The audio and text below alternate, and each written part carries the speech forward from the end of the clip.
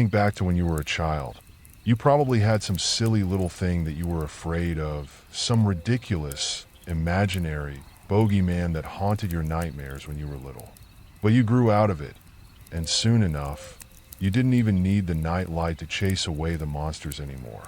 Except sometimes that bogeyman isn't entirely imaginary. I know mine wasn't. It all started when I was about 4 or 5. My parents and I lived in this dingy little old house in a small town, and I didn't really have many friends in the area. So naturally, I spent most of my free time exploring my house and playing little make-believe games all by myself. There was one part of the house I refused to go in, though, the basement. For whatever reason, I was convinced that there was some thing living down there and that it would get me if I went down there. I wasn't as wrong as you'd think. Before I go any further, though, I should say that I was a bit of a coward as a kid, so nightmares were a fairly regular occurrence. But most of the time, I could tell that I was dreaming, so I didn't make much of them. These dreams that I'm going to tell you about were different, though. They felt absolutely real, and given what happened, they very well might have been. Like I said, I was just a little tyke when I first started dreaming about the old man. I still remember every little detail, even today. Especially today, in fact, but I digress. I remember in the dream, it was a beautiful summer day, and I was out and about, riding my bike in the driveway, and generally not having a care in the world. My parents were sitting at the top of the steps watching me, and as far as I cared, everything was perfect as can be. Suddenly, I felt an icy wind blow over me, and my bike just sort of locked up. I began rolling slowly backwards along the driveway, and unable to slow the bike down or even dismount it, I began looking around in a panic, trying to see what was going on, and it was then that I saw the old man for the first time. He was dressed sharply, rather like an old-fashioned undertaker, the implications of which escaped me at the time.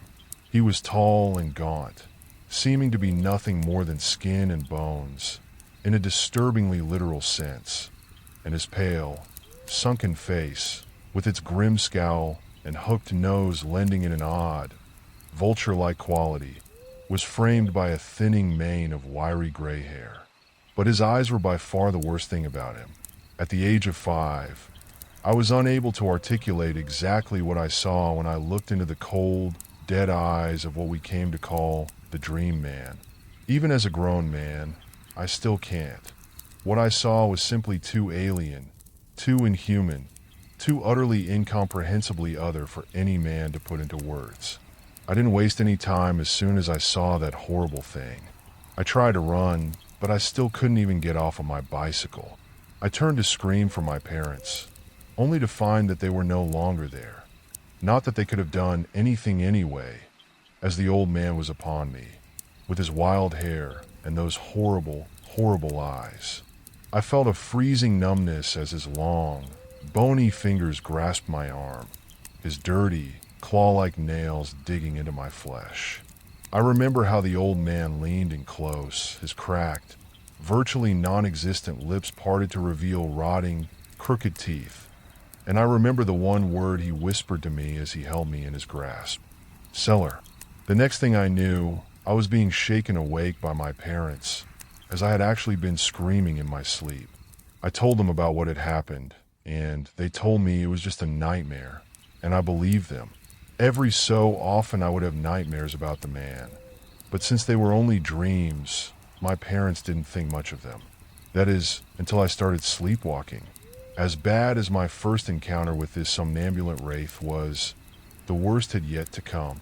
The dream was always the same, with extremely slight variations. It always started off with me in my room, playing when I would suddenly get a sense of wrongness about my surroundings. I would go off to find my parents, but no matter where I looked, I couldn't find them. When I would go to the pantry, where the door to the basement was, I would hear someone calling me, and I would turn to see a door that shouldn't have been there. As I took a step towards it, the door would swing open, and there would be the old man, beckoning me, his teeth bared in a malicious sneer. I could do nothing but march towards him, screaming silently in my mind as my limbs jerkily dragged me along against my will. Usually, it was at this point I would be woken up by my parents. Somehow, I would sleepwalk all the way to the cellar door and begin to head downstairs. Usually, they caught me before I started to go down the stairs. In fact, they almost always did, but not always. Once, the old man managed to get me down to the basement. That's the only nightmare about the dream man that I don't entirely remember.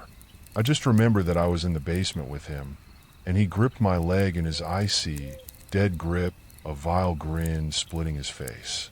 All I remember after that is excruciating pain before I woke up and continued to be in agony.